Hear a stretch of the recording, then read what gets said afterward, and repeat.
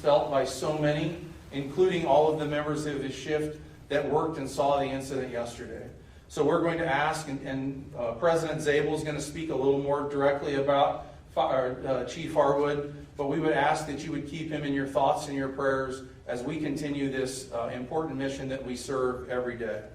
That said, shortly after today's press conference, working with the International Association of Firefighters, we will have pictures of the fallen available in one graphic. It is important to note that we are operating as one incident. Although two departments, we are working hand in hand through this, and I could not appreciate that more. And with that, I'm going to turn it over to Chief Greif.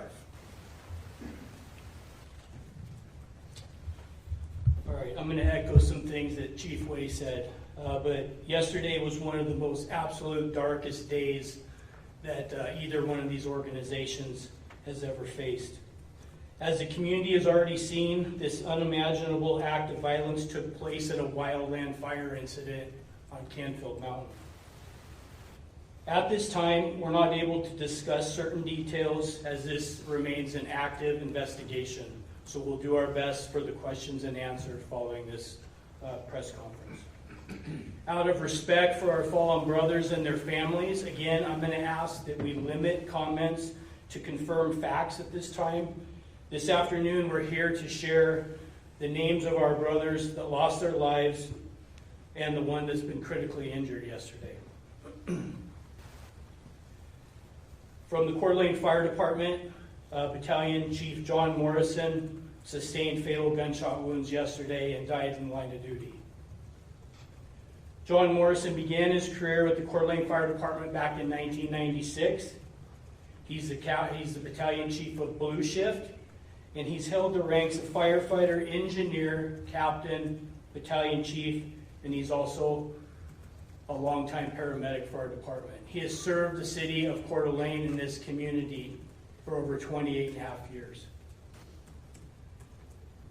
Also injured in yesterday's incident was engineer Dave Tisdall, who sustained gunshot wounds as well, and he is currently in critical condition at Kootenai Health. Dave is surrounded by his family, and he's had 2 successful surgeries as of noon today. I do have a brief statement that Mrs. Tisdall wrote that I'd like to read. We thank everyone for their love and support. Dave is surrounded by his family, and he is able to open his eyes, and the 2 surgeries have gone well. Like I said, he is in ICU at Kootenai Health, and our focus and support is going to be with the Tisdall family at this point. As Chief Way stated, we would ask that the media please respect the privacy of the families and direct your inquiries through the fire departments if possible. Our focus today and in the coming days will be providing support to the Tisdall family as well as both families that lost loved ones yesterday. At the same time, both of our departments are going to be focusing and providing mental health resources for our personnel and families that are going to be greatly impacted by this tragic event for months and years to come. As Chris Way said, we're grateful to law enforcement partners for their swift response and their continued efforts for their investigation. We would like to thank the numerous regional agencies that have provided resources and support over the past 24 hours.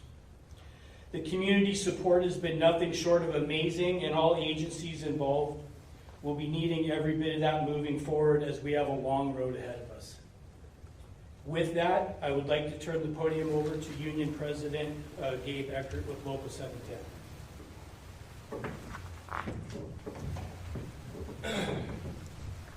Yesterday was a terrible day.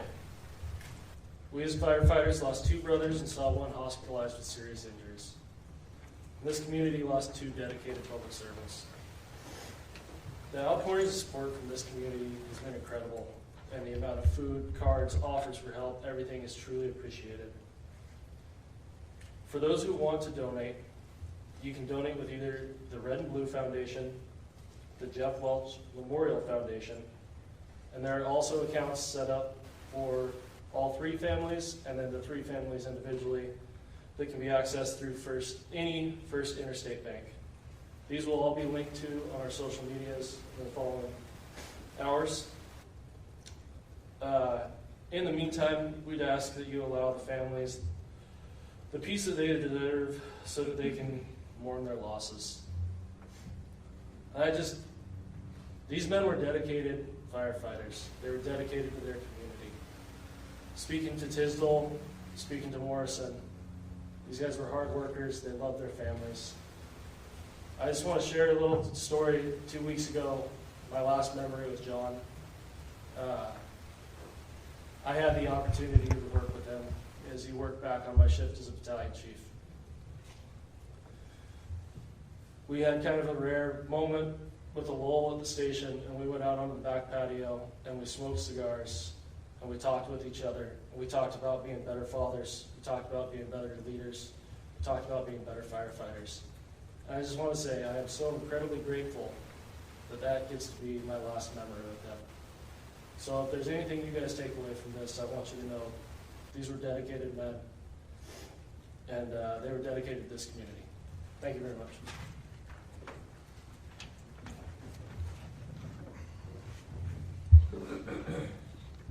I'm Justin Zabel, President, Local 2856, Kootenai County Firefighters. This tragedy does not define our community. What's often overlooked in times like these is the overwhelming love and support we receive from the people we serve. It's that love for this community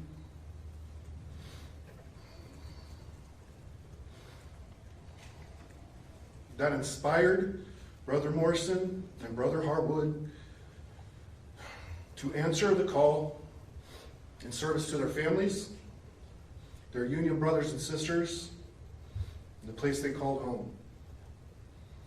They made the ultimate sacrifice in that service. The men and women of Local 710 and Local 2856 will continue to answer that call because it's who we are. And it's how we honor the memory of our brothers who gave their lives, doing the job they loved in service to others. Thank you.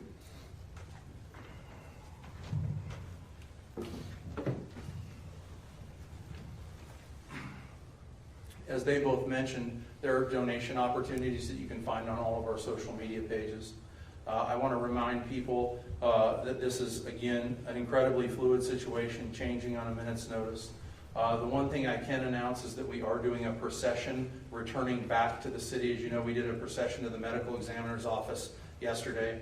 I just got told that we are leaving the medical examiner's office in Spokane at 10 o'clock tomorrow morning, and we will be returning to English Funeral Chapel on 4th Street in Coeur d'Alene. We certainly invite the public to honor our firefighters and our heroes by standing on the bridges and the overpass and lining the roads. We would absolutely appreciate the support. Please again know that our firefighters and our staff and our chiefs and our commissioners and our elected officials truly appreciate and feel the love that our community is sending to us right now. With that, I'm going to ask Mayor Woody McEvers to come up and say a few words.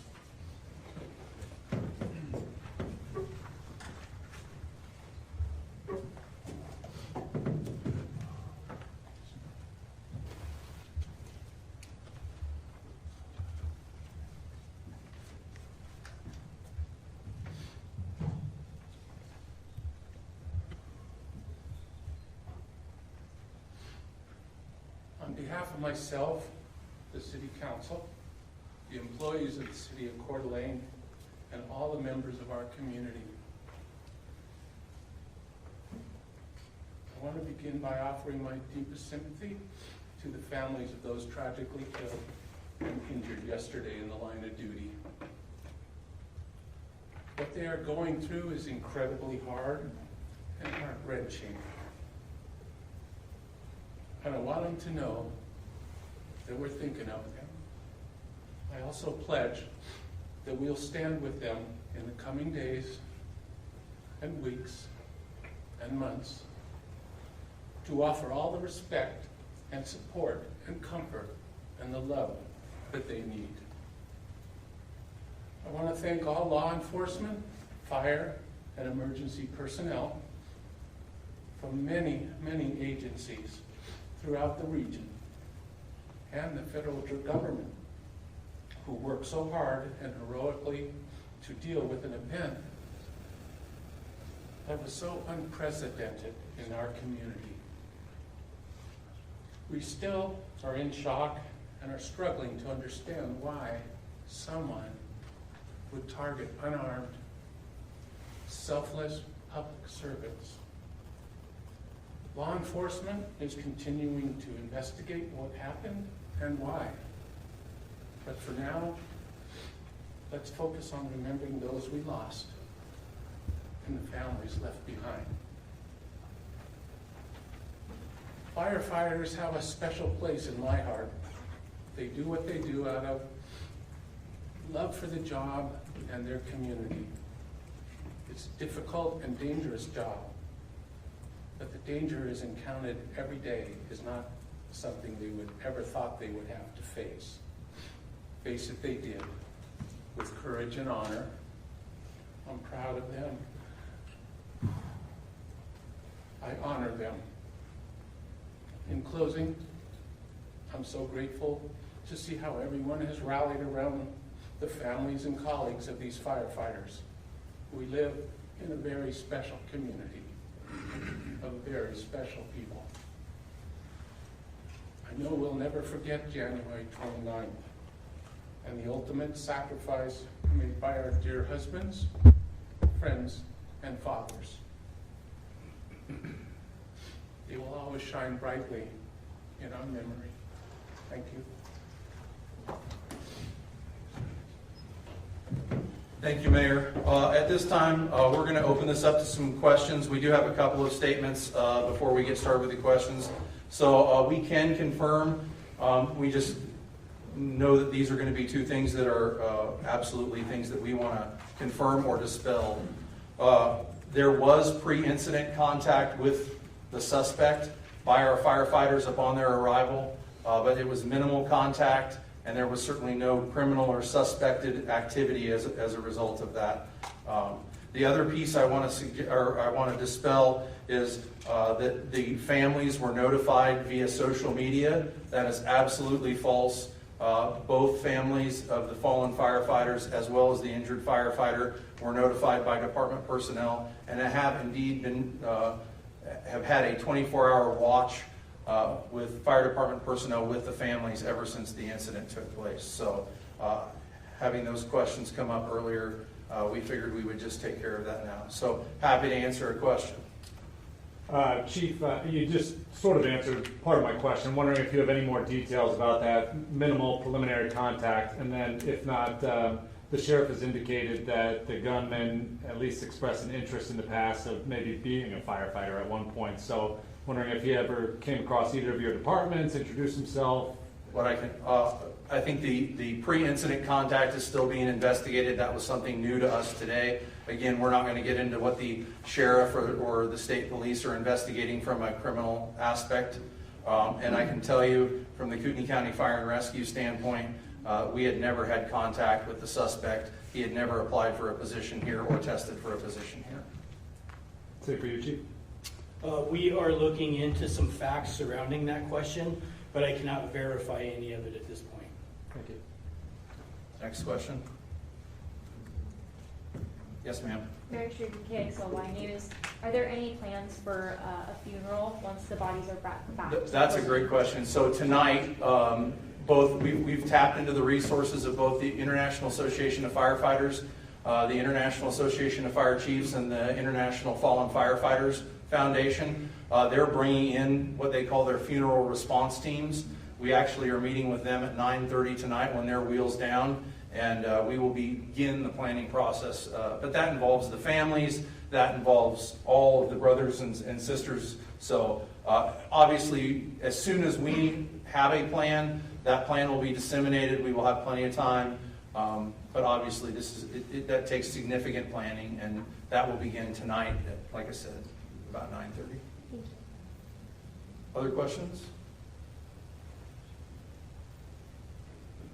Can we get spellings, please, of each of the firefighters? And also, we heard Miss Battalion Chief Harwood's age, but we did not get an age for Chief Morrison or Mr. Tisdale. I can give you Frank, F-R-A-N-K, Harwood, H-R-H-A-R-W-O-O-D, again, rank of Battalion Chief, and he was 42 years old. John Morrison, M-O-R-R-I-S-O-N, 52 years old. He's been with us for 28 and a half years. Dave Tisdale, T-Y-S-D-A-L. He is 47 years of age, and he has been with us for 23 years at the rank of engineer. Again, later this evening, there will be graphics that are being produced right now with both of their pictures. You'll be able to find it on, I believe, both Coeur d'Alene Fire and Kootenai Fire's social media pages, as well as Local 710 and Local 2856's pages. Yes, sir. I just had a quick technical question. Were these, most of the firefighters that responded were urban wildland firefighters, or from the city fire department, or in your case, county? All of the initial response was both a mix of the city and county fire and responding in a wildland urban interface setting. Okay. Is there any update on the wildfire as it currently stands? Yes, actually, we just got an update about 30 or 45 minutes ago. The fire is reasonably contained. They've stopped significant forward progress, but they're still working on it, and that all belongs under the jurisdiction of the Idaho Department of Lands now. And we want to also thank our partners, Northern Lakes Fire Protection District. They were instrumental in both the firefight as well as the removal of patients and transporting patients yesterday under obviously extreme and duress conditions. Other questions? Yes, sir. I'm just wondering how this changes how you go forward and how you handle responding to fires any differently? I think at this point, I think we're going to obviously do a deep dive into what happened. The incident is still unfolding. We're finding things out hour by hour at this point. There will be a time for us to reflect on the incident. There will be a time for us to be able to evaluate our policies and our procedures and whether or not, should we have had more people on the initial attack it's really impossible to say this time. What I can commit to you is obviously we will do a deep dive, and I think we will do that together. We're partner agencies. We respond together every day. On this unfortunately was another routine call until it wasn't. And so our focus right now is obviously the families of the fallen and the injured. Our fire department families in making sure we heal through this, and then we can begin the dissection of what happened. And some of that is going to be with our law enforcement partners once they get a much better picture of truly what unfolded and why it unfolded. On the human side, it's natural. I think immediately after this happened, everybody's going to have a heightened self-awareness level now rolling out the door. There's nothing we're going to do about that. That's just a natural response to this. This wasn't an event that we trained for. We train every day for high-risk, low-frequency events that are dangerous in our profession, but we never imagined that we would be ambushed responding to a wildland incident at a command post. And so, now that heightened awareness is just a natural response to this every time we go out the door. I again would use that as an opportunity to thank our law enforcement partners, and I would just advise our community, you may see this over the next few days, our law enforcement partners have stepped up and guaranteed a response to every call we go on, whether it would be a typical call that law enforcement went on. I think that gives our brothers and sisters in law enforcement an ease that they're there on the front side. It certainly gives our firefighters an ease as we're responding, and we were glad that was an offer they made to us, both, Coeur d'Alene City Police Department, Kootenai County Sheriff's Department, Post Falls Police Department, and ISP have all stepped up and said, we will absolutely go to every call you go on. So again, as Chief Drive said, that certain peace of mind, I don't know that we're ever going to be able to guarantee people's peace of mind, at least for a while after an incident like this, but we are taking every measure we can to ensure safety of our responders. Other questions? Yes, sir.